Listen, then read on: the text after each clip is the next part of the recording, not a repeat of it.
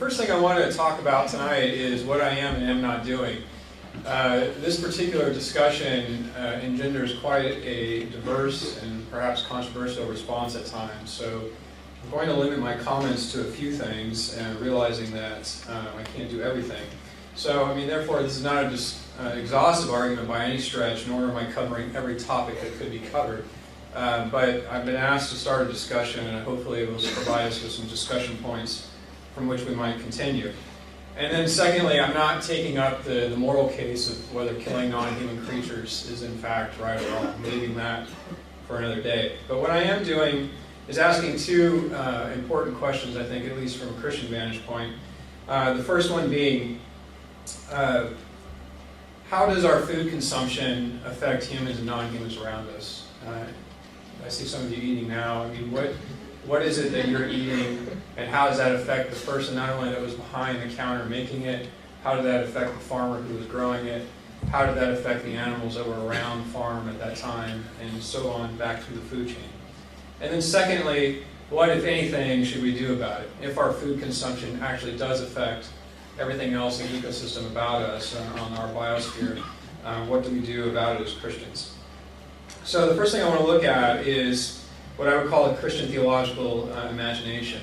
What does the gospel message mean? What are the images that we have to take into account when we think about anything and its possible Christian ramifications? So I have a few passages that I want to share, and start with that as sort of stimulating my own imagination about, eventually we'll get to where Jesus was talking about some of these concepts. So in Isaiah we have this passage, shower of heavens from above, and let the skies rain down righteousness, let the earth open that salvation may spring up. Let it cause righteousness to sprout up, also I the Lord have created it. Notice the sort of sprouting up and the farm sort of wording used here. More from Isaiah, for I am about to create new heavens and a new earth. The former things shall not be remembered or come to mind. They shall build houses and inhabit them. They shall plant vineyards and eat their fruit. They shall not build and another inhabit. They shall not plant and another eat. They shall not labor in vain or bear children for calamity's sake. For they shall be offspring blessed by the Lord. The wolf and the lamb shall feed together. The lion shall eat straw like the ox. They shall not hurt or destroy on all my holy mountain. Thus saith the Lord, maintain justice and do what is right, for soon my salvation will come. My deliverance be revealed. Happy is the mortal who does this. It is not this the fast that I chose, to loose the bonds of injustice, to undo the thongs of the yoke, to let the oppressed go free. Is not this to share your bread with the hungry and bring the homeless poor into your house? And then from a couple other places, this is a famous passage I've seen in lots of bumper stickers. Let justice roll down like waters, and righteousness like an ever-flowing stream. And another bumper sticker I've seen in the faculty a lot quite recently, O mortal, what is good, and what does the Lord require of you? But to do justice, to love kindness, and to walk humbly with your God. Well, that's all fine and good, but what does Jesus have to say, is what many students ask because they have a bracelet on and actually ask that question, right? What would Jesus do or say in a time like this? Well, I think the first thing that is very interesting to me is that in the Gospel of Luke, Jesus' first public proclamation is in fact these words. The Spirit of the Lord is upon me, because He has anointed me to bring good news to the poor. He has sent me to proclaim release to captives and recovery of sight to the blind, to let the oppressed go free and to proclaim the year of the Lord's favor. In a little bit, I want to actually look at what this might mean for us as we move forward in this particular 21st century environment that we are in America. And to the church in Rome, Paul writes, for the creation waits with eager longing for the revealing the children of God, for the creation was subject to futility, not of its own will, but of the will of the one who subjected it, in hope that the creation itself will be set free from its bondage to decay, and will obtain the freedom of the glory of the children of God. We know that the whole creation has been groaning in labor pains until now, and not only the creation, but we ourselves, who have first fruits of the Spirit, groan inwardly while we await for adoption. And then finally, the Apostle Paul writes, the fruit of the Spirit is love, joy, peace, patience, kindness, generosity, faithfulness, gentleness, and self-control. There is in fact no law against such things. So if we're trying to construct a worldview in which we live as Christians, what might that look like? Well, I think the first thing that we have to take seriously, and we'll look at that in a little bit, but is the year of the Lord's favor is actually upon us. What does that mean? Well, Paul seems to sort of qualify that a bit and say that some of it is here and some of it is not. It's clear that we're in, as scholars call it, an already and not yet sort of situation. And the point becomes, what is already and what's not? And it seems like the fruits of the Spirit, this idea of a particular type of patience, a particular type of gentleness, kindness, generosity, etc., is in fact already present if we decide to act upon it. Other things are not, and we'll talk about those in a bit. Secondly, it seems that we are called to do justice, and to do justice means to perhaps seek justice for those who have little or no voice, so whether that's the poor with little voice or non-human creatures who have no voice. It seems we are to seek to speak to their needs as the prophet spoke to the needs of the orphans and widows. And secondly, we're called to live justly ourselves. This is a much harder thing perhaps for us to do in America where we have so much. But what does that mean to actually be equitable and be fair to others amongst the planet? And then thirdly, I think what these passages tell me, at least, or ask me to think about, I think very, very seriously, is that the good news, salvation, or the gospel, whichever word you want to use, is in fact about very, very tangible things. This sort of metaphors of sprouting up from the ground, people will eat what they grow. To me, this speaks to a matter called food justice. In the scholarly world, at least, this idea that what you eat actually affects everyone else around you. And in fact, the good news perhaps is in fact the idea that you need to eat. And what is your resources and how are you having access to them? All right? So we do that from a turn from what the theological imagination of Christians sort of is and what it feeds upon to this idea of the meat industry. So the first kind of fact that we have to take into account is that there's at least 13 billion tons of animal waste per year. And so just a few slides about what exactly that might mean for us. Well, first of all, we have to talk about water pollution. For example, in the state of North Carolina, 7 million pigs create 4 times more waste than the residents in that state. And the residents in that state are only 6.5 million people. So we have a huge issue of just waste per person or waste per animal, whichever way you want to look at it. Well, what's the result? The result of this is there's been massive fishing deaths from oxygen depletion caused by this waste on the inner side of the coastal line and on the coast itself, which has serious impacts not only for the locals that fish, but the fishing industry itself that relies upon fish to make its own living. We also see not only do we have to worry about the fishing impacts, in particular the wildlife there, but also have a particular increase in a certain amount of human illnesses that are caused by a particular toxic microbe that is found in pig waste. And North Carolina has documented this very carefully about how many, not so many deaths, but how many days of work have been lost due to the fact of pig waste and its impact on locals. The World Bank itself, which often promotes the meat industry and in the developing world in particular, admits up front that the practices they are asking the rest of the world to engage in when they accept World Bank funds itself creates problems.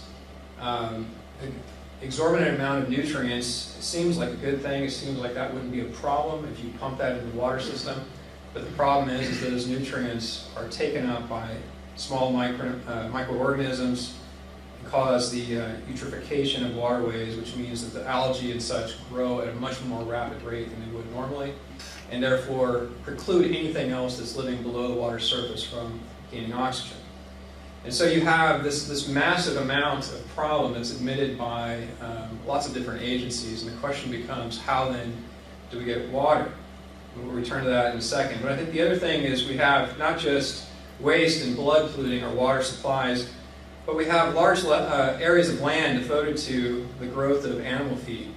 And when we grow grain or we grow soybeans to feed animals, that puts a high demand, or rather it puts a high input of fertilizers, pesticides, fungicides, herbicides, and insecticides of various amounts onto the land that then run off into our water supplies.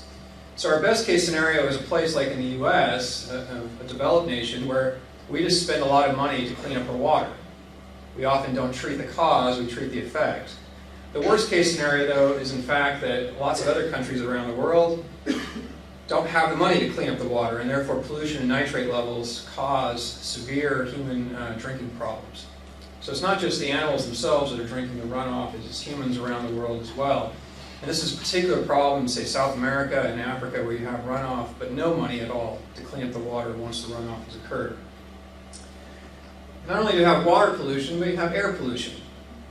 According to the industrial farming industry itself, one of their leading watchdog groups, livestock buildings are themselves a major anthropogenic cause, or source rather, of atmospheric pollutants such as ammonia, nitrous oxide, methane, and carbon dioxide, which contribute to soil acidification and global warming. So here you have the livestock industry itself is admitting that their practices ruin the soil upon which they depend. And not only ruin the soil upon which they depend, it also ruins the atmosphere around for the rest of us globally.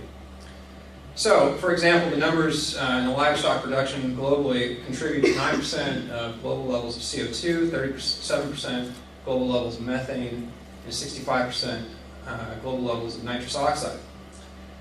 In total, livestock emissions contribute about 18% to what we currently see as global warming. Transportation, strangely enough, if you add up every car, every train, and every plane on the planet, it is less than the emission outputs of our livestock industry.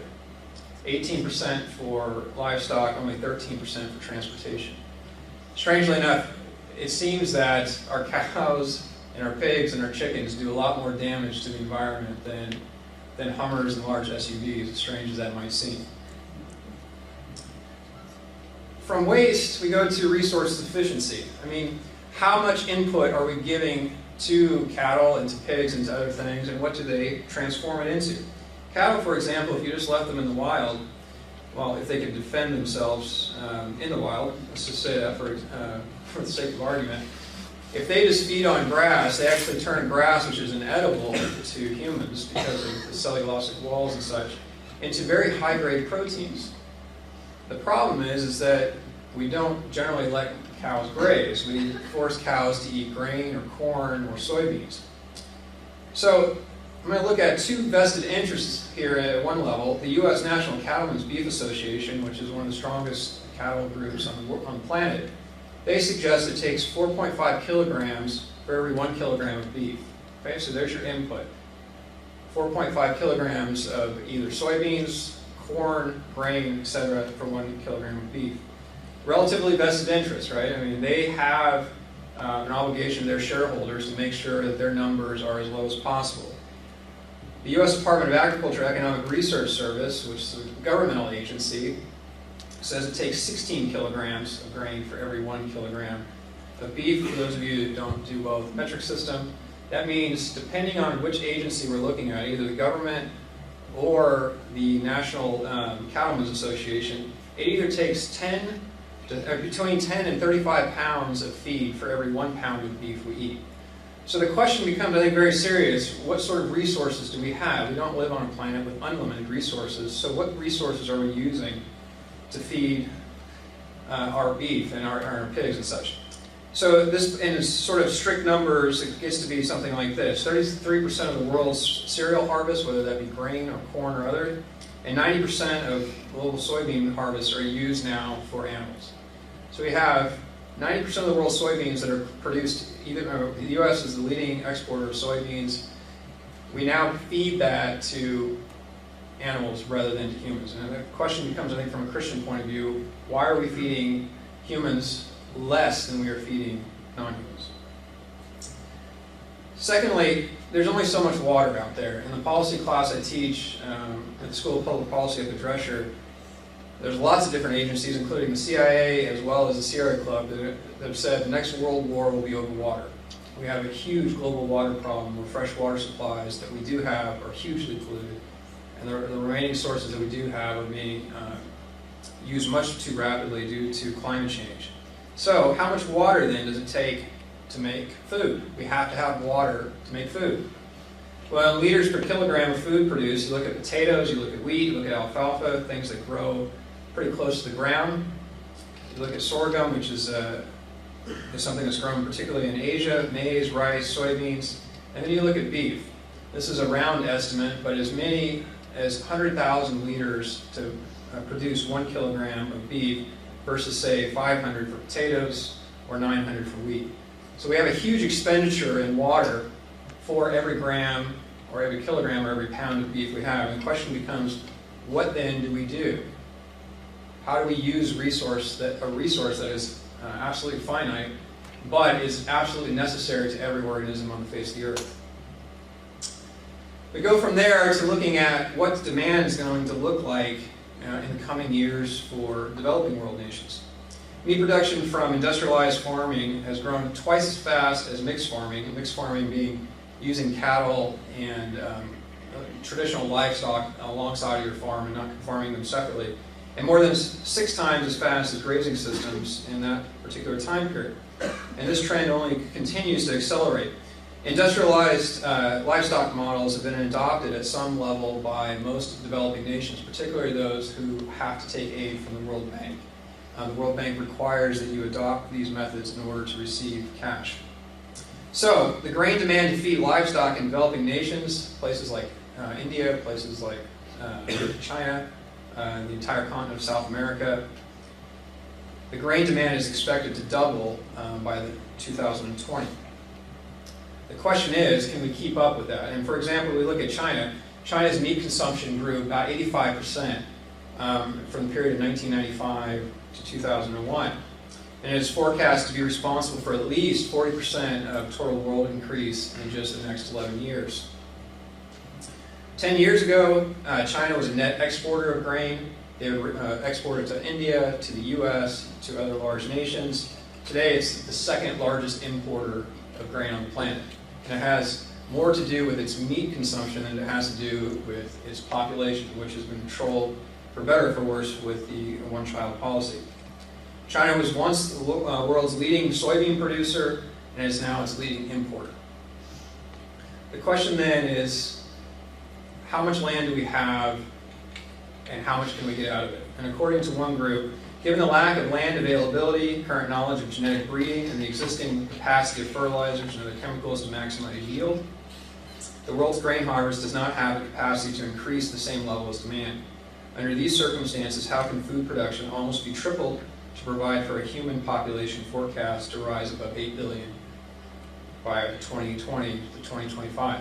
And 8 billion right now is probably a fairly conservative estimate by what the world's population will look like, perhaps peaking as much as 20 billion by 2050. So the question becomes, if we don't have enough grain to meet the world's needs of just grain production, how then will we meet the world's need for meat production?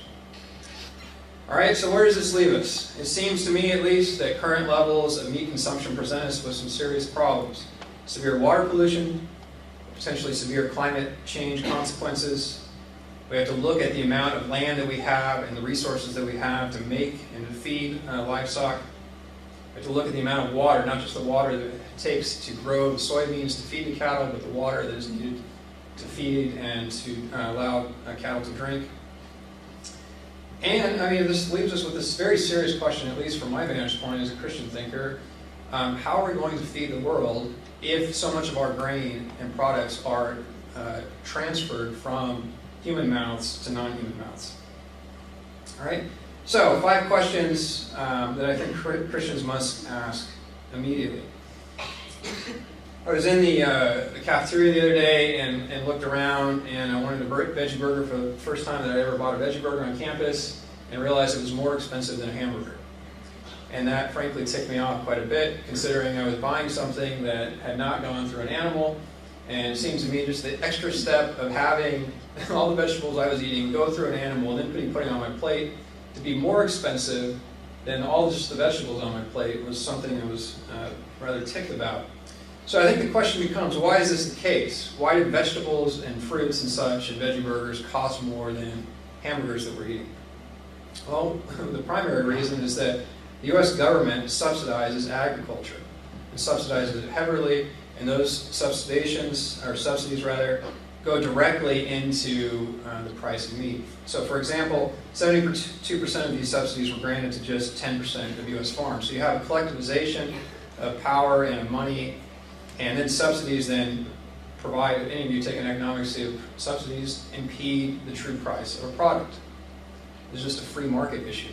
Okay? Subsidies artificially lower the price of things. And in particular, in our country, then, historically, subsidies have allowed big food producers to keep prices low so that we as a country eat one thing and not another, because we are not paying for the full price of it. We instead are using our tax dollars to artificially deflate the price. All right? This has the subsidiary effect of having small farms be driven out of the market because they are not able to compete for subsidies the same way that large agribusinesses are. And I think the first question that Christians have to ask themselves then is, is this really what the prophet Amos meant when he says, let justice roll like waters? You have a huge centralization of money into the hands of fewer and fewer people. It drives out more and more farmers. How is that justice? How do we, as people that pay taxes, and it goes in the hands of fewer and fewer, what do we feel about that, particularly Christians? Number two, externalities are not often factored into pricing. Externalities are all the costs that a business doesn't take into account in its direct pricing. So, for example, an agribusiness doesn't have to factor in pollution costs because our laws are currently structured that local communities pay for the cost of cleanup and not the polluter. So in particular, the policy that I am most discouraged about, particularly working now in policy school as well, is factory farms and industrialized farms generally do not fall under industrial requirements for pollution cleanup. They fall under agricultural ones. And thus they're not subject to regulation the same way that industrialized plants are. And so, for example, down the street from my grandparents in Arkansas is a large chicken farm. I think there's a few 100,000 chickens in this coop. And everything that they excrete out of that chicken farm go into the local water supply. But the locals don't have the money to clean that up, which is a problem because that goes into well water that I have to then drink when I'm at home in Arkansas. And at the same time, the laws of that state preclude this particular, or not preclude, they do not make sure, do not enact a certain way by which these polluters have to clean up because they do not follow that particular law. So local residents are left to not only pay for their own health risks. This has been documented over and over again, what these health risks are, and particularly local residents, and the pollution, the overall pollution that comes from that. So I think Christians have to ask about a concept that is called environmental injustice that I deal with more and so in my class. But I think the words of Isaiah, to me, come back in this sort of imaginary Christian worldview that I have, which is maintaining justice and doing what's right. Is it doing what's right to pollute the neighbors around you, whether knowingly or unknowingly? Particularly knowingly. How is that intentional action just? Second, is there really enough food to feed the planet? Well, the good news is yes. According to just about every food organization on the planet, we have enough capacity to feed everyone. For example, the UN Food and Agricultural Organization says that we have enough food to actually live on a 2,700 kilocalories is actually what we translate the calories on our labels, calorie diet a day, which if you know the USDA suggests 2,000 calories, not 2,700 calories. So we have enough calories on the planet to be all nice and fat, and we still have plenty of countries that are not eating. So what's the problem? Well, I think the problem is we have to remember that it takes 10 to 35 pounds, depending on which estimate you look at, of feed for every 1 pound of beef. So we have enough calories to feed the planet. We divert those calories away from human mouths and towards livestock mouths. So I think we have to sort of remember, I think, the words of Isaiah, they shall plant vineyards and eat their own fruit. They shall not plan and another eat. It seems to me that Christians, first and foremost, must eat differently if anything close to those words are to become a reality. Christians, first and foremost, it seems like, would be worried about human mouths rather than non-human mouths. And if we have enough calories to feed the planet, then why don't we? And it seems like it's our own particular selfishness and our own desire for particular types of food that prevent others from being fed. All right, so does what I really eat matter? The argument has been is that if you turn into a restricted meat person or you're a vegetarian or a vegan, that you will in fact become anemic and die. It's usually that sort of dramatic, and therefore it's set up as an either or scenario. The problem is that that's A, not the case, and B, it doesn't sort of look at real good farm statistics about what the land can provide us.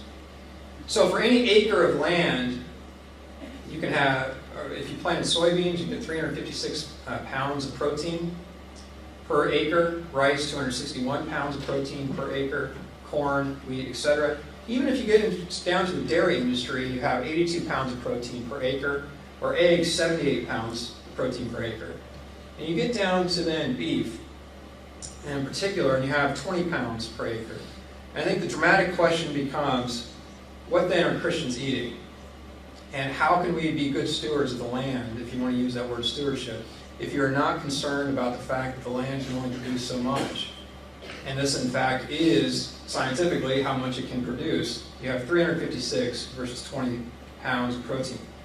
I think Christians must eat differently if we are to, quote, let the earth open up and that salvation may spring up. I take that imagery very seriously. The ground can give us lots of things.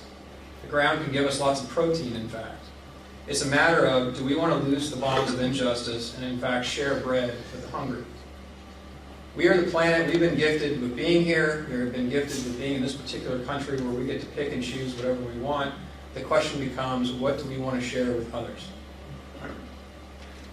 Number 4, what should I buy, Prius or a veggie burger?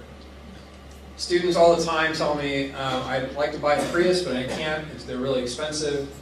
The problem is Priuses don't really do anything for climate change the way that changing your diet does. So doing something hard is actually going to be more productive. Changing to a restricted meat diet is actually going to be fairly important in the overall scheme of things, and perhaps, not even perhaps, more so than driving a different type of car. Dr. Pachori, who is the re-elected chair of the UN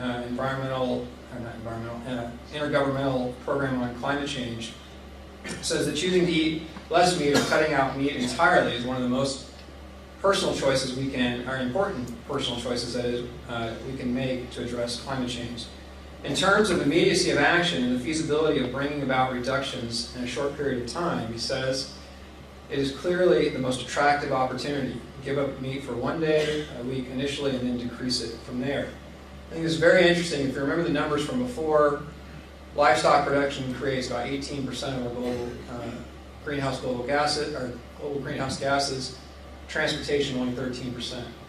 There's a dramatic piece, a wedge of that pie that can be reduced merely by changing the way we eat. So I think Christians must eat differently if we want to really be serious about doing justice, loving kindness, and walking humbly with God. In fact, changing the way we eat, it seems to me, is practicing a type of kindness that in fact Christ would embody by feeding others.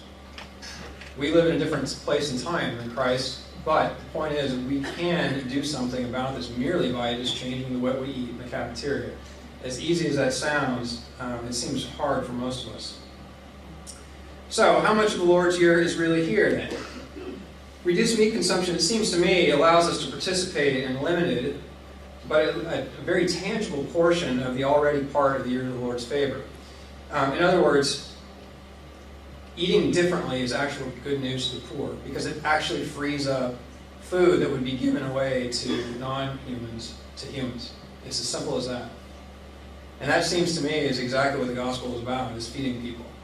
And that, in fact, I think is our problem in the developed world, is what are we willing to feed others?